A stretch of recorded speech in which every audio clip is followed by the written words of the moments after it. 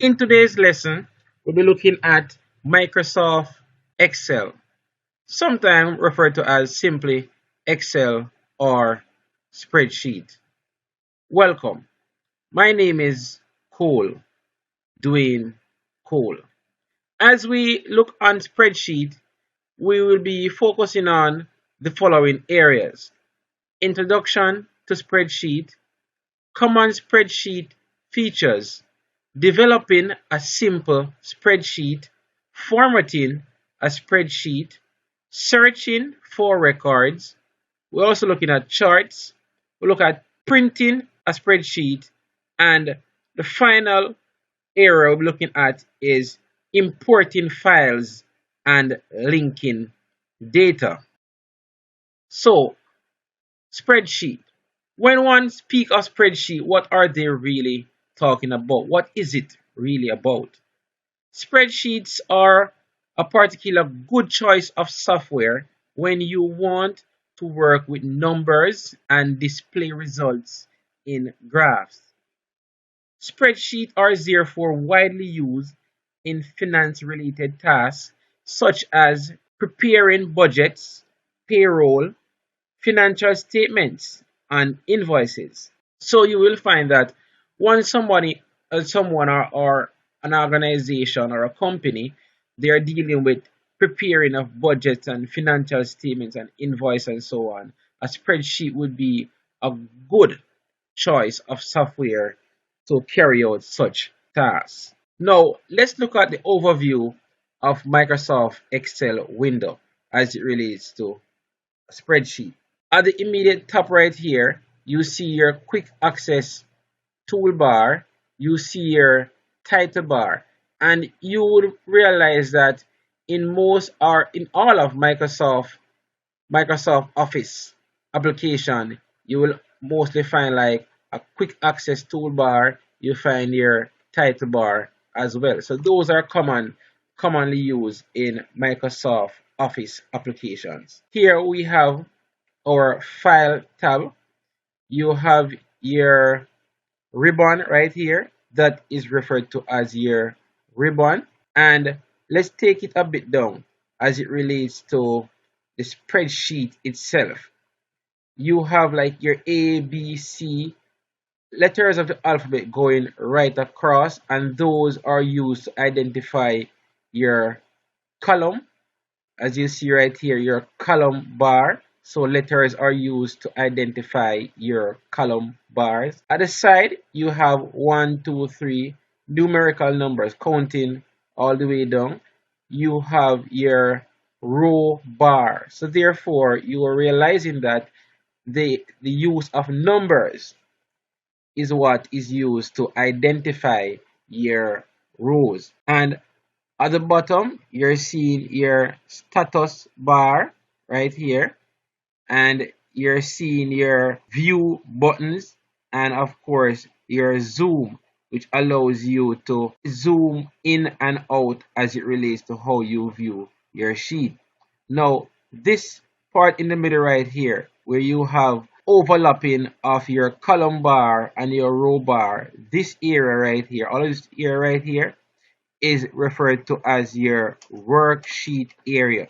So this is the area where you will be entering your data or your information into your spreadsheet.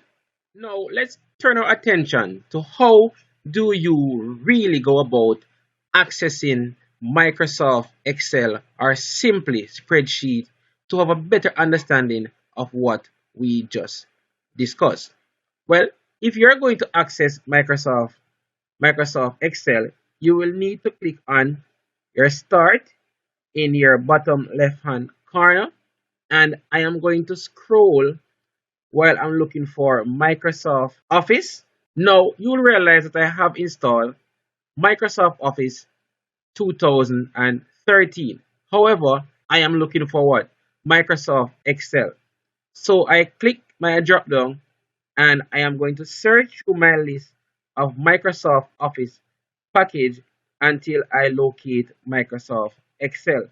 And here we go. We're using Excel 2013. So I click to access it, and various options that you can choose from based on what you want to do. However, we're going to start from scratch. So I am going to click on blank worksheet. Now, as I mentioned earlier, at the top is your quick access toolbar, and you have your title bar, and of course this area here is referred to as the ribbon. And we did speak of columns A, B, C going right across, and we have various numbers going down as well. But as was mentioned earlier, the letters are used to identify what on our spreadsheet. Letters are used to identify columns, and numbers are used to identify rows. Now, let's turn our attention to some common spreadsheet features. As you interface with spreadsheet, you will be using cells. And like I was showing you just now, the work area is where you see the overlapping of your rows and your column, and you see those box area that is referred to as your cell. But let's look more in depth as it relates to cell. So in your spreadsheet, you'll be using what we call active cell. But what is this active cell really about? The active cell in the document window is highlighted with a darker border so you can tell where the cursor is located in the worksheet. Now, to give you a clear idea of what that is saying, let's observe the picture right here. Now, you'll be familiar with this area that we call the worksheet area. Now, you're seeing circle in red, you see a particular cell where the border is darker than the rest of the sheet. So this cell right here, where the border is darker or bold, this cell is referred to as your active cell. So this cell is where the cursor would be at this point. So as you should type from your keyboard, it is in this cell that the information will be displayed. Now, we also have cell references as it relates to our cell as well. When we speak of cell references are the combination of column letter and row number. For example, the upper left cell of a worksheet is A1. But let's just use these two examples to bring a better understanding as to when we speak of cell reference, what we're talking about. At the top right here, the first graphic, you're seeing B3. Simply saying you are in column B and you're in row 3. So therefore, the reference for this cell would be B3. Let's move on and look at this example at the bottom. Right here, we are in this cell, and it would be cell C, because here you have like this would be like cell A, column A, column B, and column C. So green would be in column C, and it would be in line with row 5. So therefore, this cell right at this point, if the active cell and the cell reference would be C5 as indicated right here. We did state that a cell that the border is darker than the rest is referred to as the active cell. We did speak of cell reference. So what is the cell reference for this active cell at the moment? The active cell reference is E4. And why is it E4? Because we are in column E. Let's highlight it. And we are in row 4. Let's highlight it. So at this point right here, where we say it is our active cell, in the middle right here, the active cell, you see that column E and row 4 intersect. They run across each other, they intersect and form a cell. So you will see that a definition for a cell would be the intersection of a row and a column is what is termed as a cell. So at each point on your spreadsheet where a column and a row intersect, it forms a cell. Now, let's turn our attention to types of data. What are the various types of data that can be entered into a cell? Now, there are two types of data.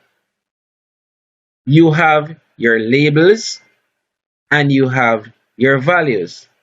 So therefore, the data that is entered into a spreadsheet can either be classified as labels or values. Now, what are labels? Labels are non-numeric data that a spreadsheet will not use in calculation, such as a person name or an address. So anything in a spreadsheet that cannot be used in calculation is termed or referred to as labels. Now, of course, you know that value would be the opposite of that. Values are numeric data which can be calculated. So, any data that is entered into a spreadsheet that can be used in a calculation is termed as a value.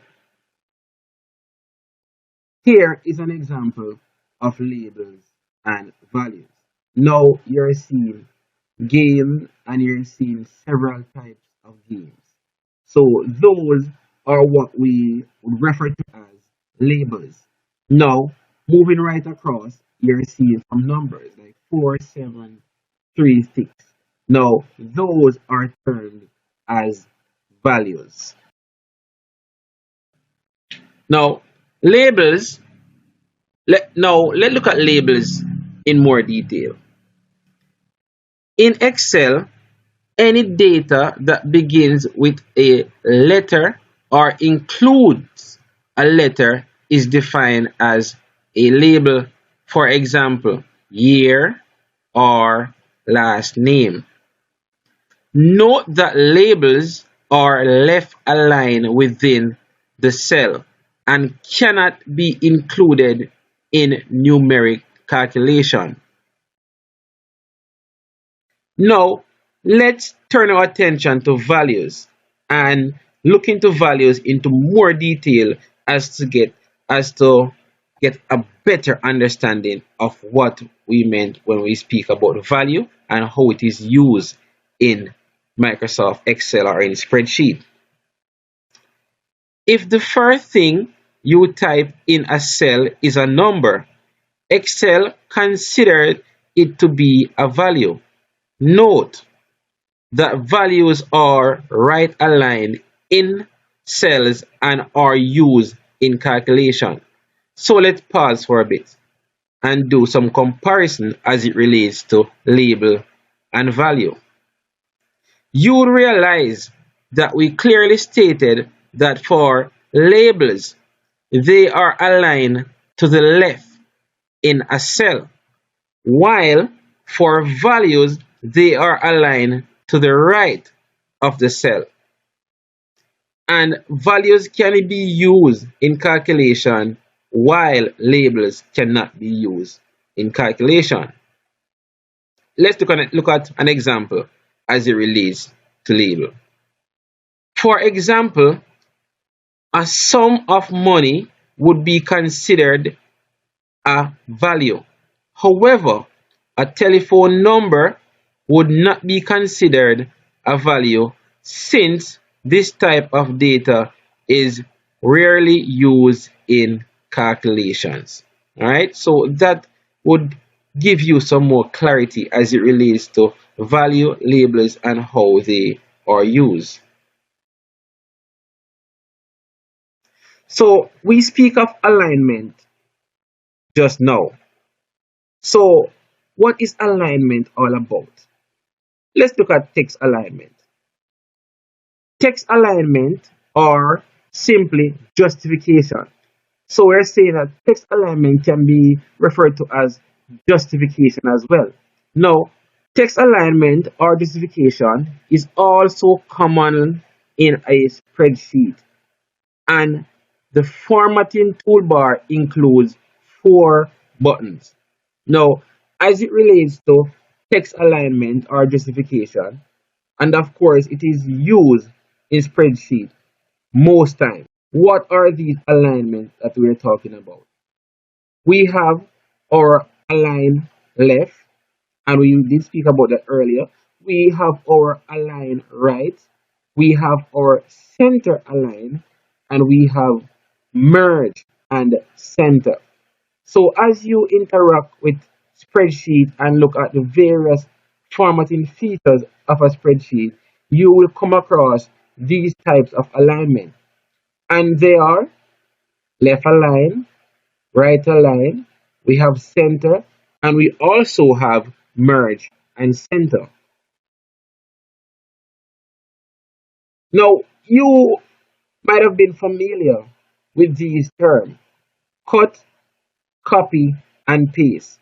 So if you have been using other Microsoft Office packages such as Microsoft Word and so on, you might come across these terms.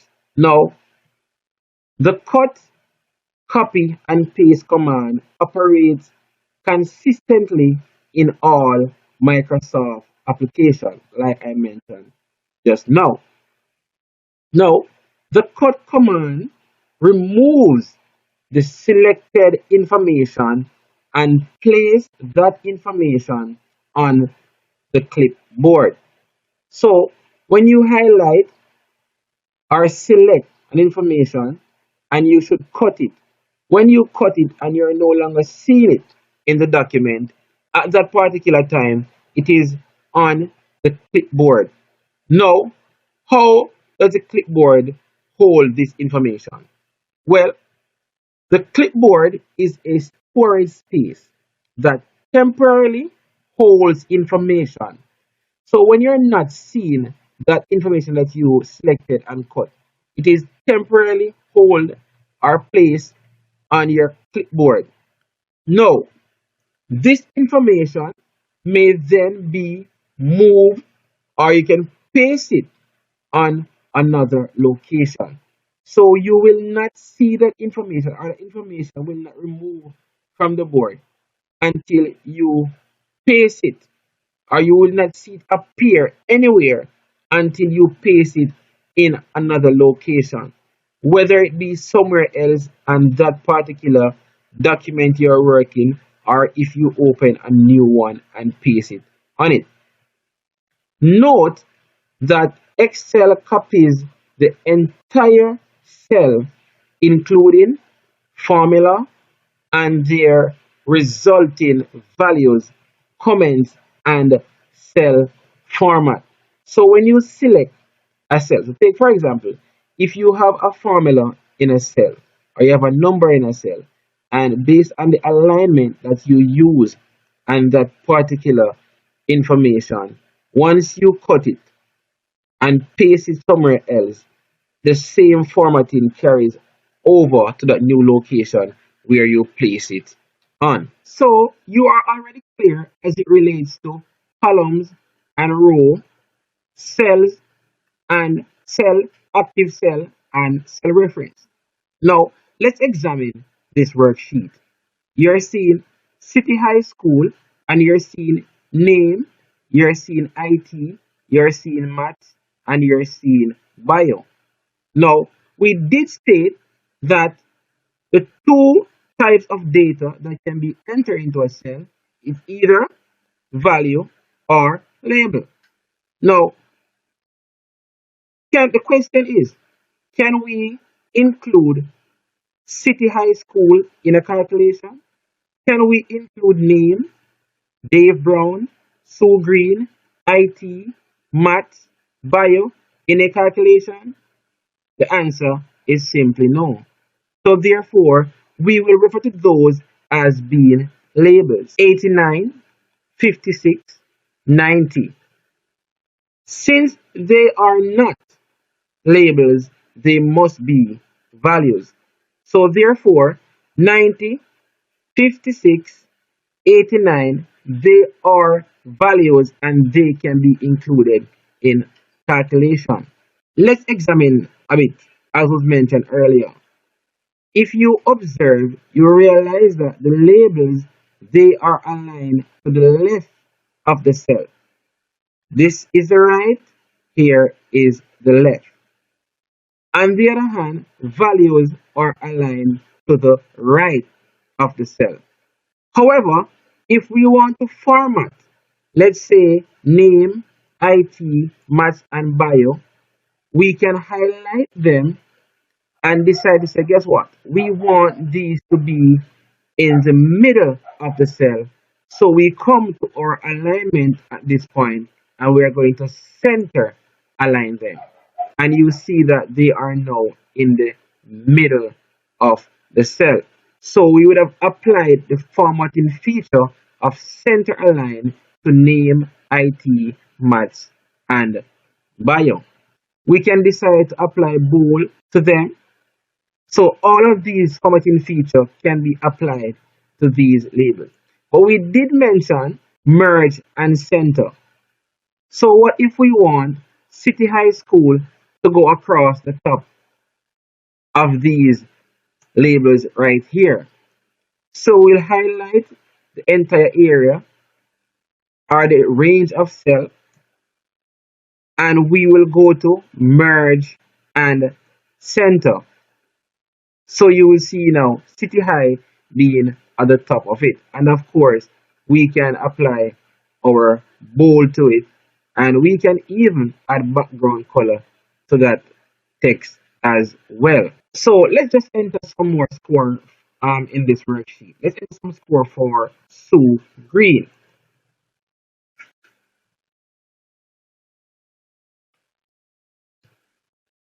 So you realize that as I enter these numbers, they are aligned to the right of the cell.